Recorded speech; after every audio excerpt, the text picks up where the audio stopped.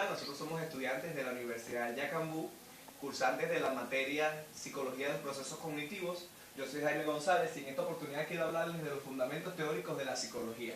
Lo primero que debemos saber es que la psicología está fundamentada sobre 5 corrientes filosóficas. Entre ellas tenemos el humanismo, psicoanálisis, cognitivismo, conductismo y el estructuralismo. El humanismo defiende la naturaleza del ser humano y el valor que tiene su opinión individual. Los más grandes exponentes del individualismo fueron Fromm, Roger y Maslow.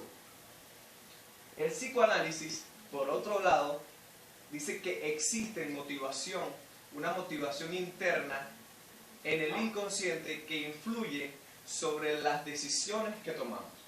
Sus más grandes representantes, pues el grande Sigmund Freud. Por otro lado, tenemos el cognitivismo. El cognitivismo nos explica que hay procesos mentales capaces de transformar la información proporcionada. Su más grande exponente podemos decir que fue Jean Piaget. Seguimos con el conductivismo. El conductivismo explica que dice que es posible modificar la conducta del ser humano y de los animales mediante estímulos. Quien mantiene esta teoría fue Skinner.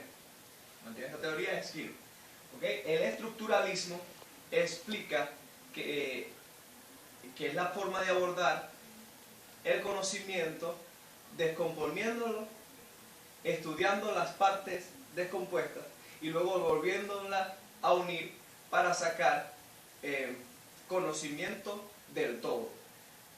Esta corriente mantiene o explica que todo significa algo.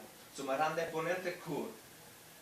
Por otro lado, el fundamento teóricos de la memoria podemos encontrar que se divide en 3 grandes teorías. La primera, la memoria principal y la memoria secundaria, que sería lo mismo como decir memoria a corto plazo y memoria a largo plazo. La memoria principal, la memoria secundaria, esta teoría fue escrita por William James en 1890. Por otro lado, el almacenamiento múltiple añade a esta teoría la memoria sensorial. Atkinson y Jeffrey mantienen esta teoría en 1968. Por otro lado, encontramos la teoría de la curva del aprendizaje y el olvido. Esta teoría fue fundamentada por Hermann Ebbinghaus, que enseña o describe el tiempo de retención y el tiempo de olvido. Es una escala de cuánto tiempo podemos nosotros retener la información. Bueno, esto fue todo. Lo dejo con mi compañera que va a seguir explicando. Muchas gracias.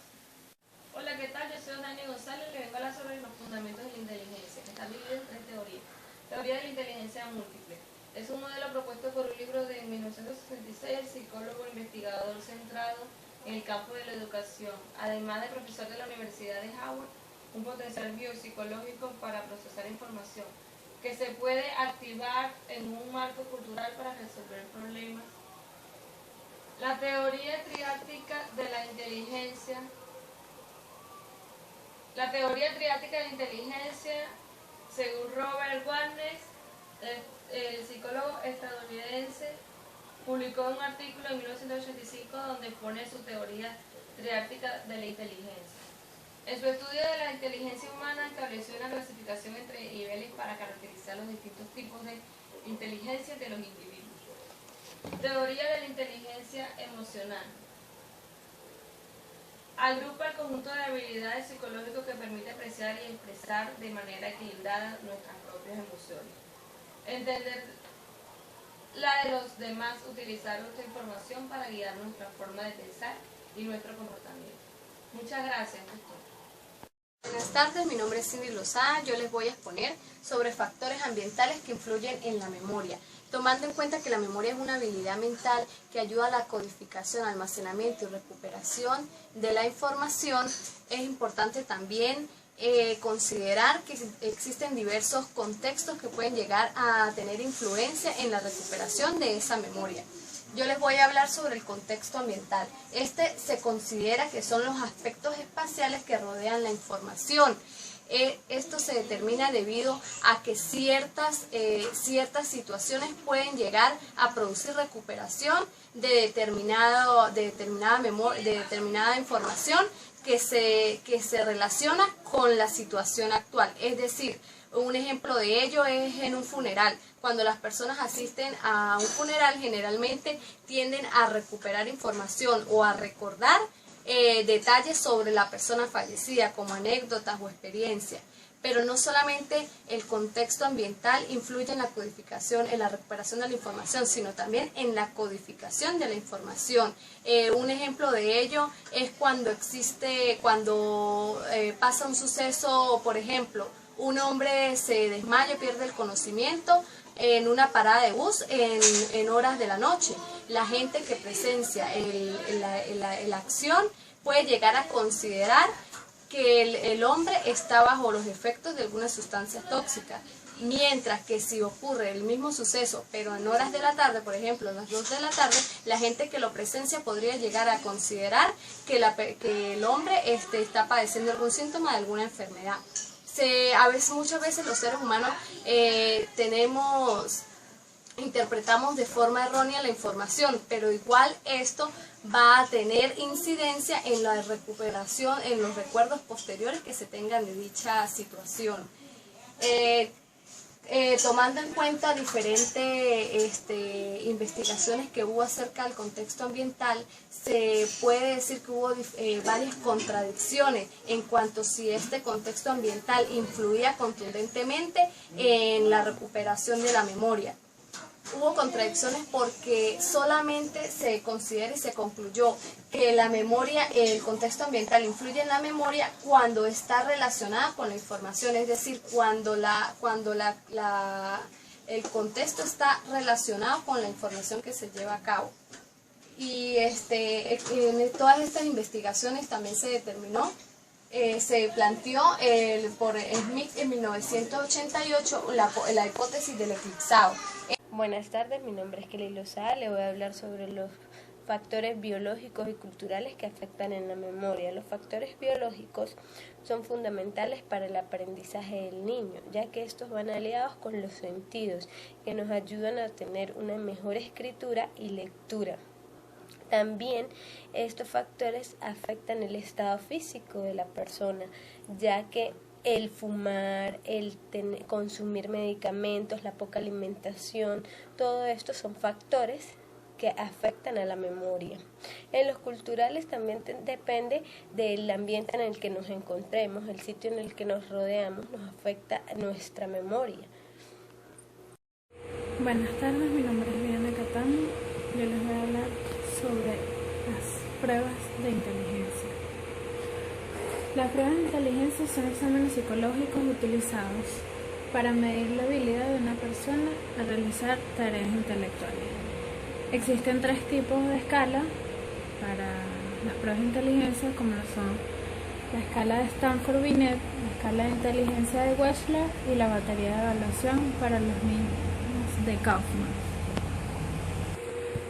La escala de Stanford-Binet es la prueba que evalúa la inteligencia y la habilidad cognitiva en los niños y adultos jóvenes. Esta prueba se puede aplicar para niños de muy corta edad, a partir de los 2 años. Esta surgió como la primera escala de medición de inteligencia en el mundo. Fue creada en 1905 por el psicólogo francés Alfred Binet, como medio para identificar el retraso mental.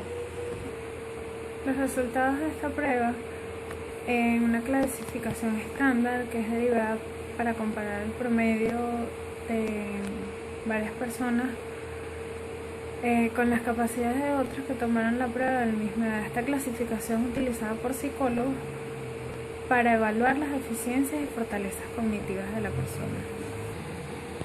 La escala de inteligencia de Wechsler, esas son abreviadas como WAIS, fue creada en 1955 por David Wechsler, un psicólogo estadounidense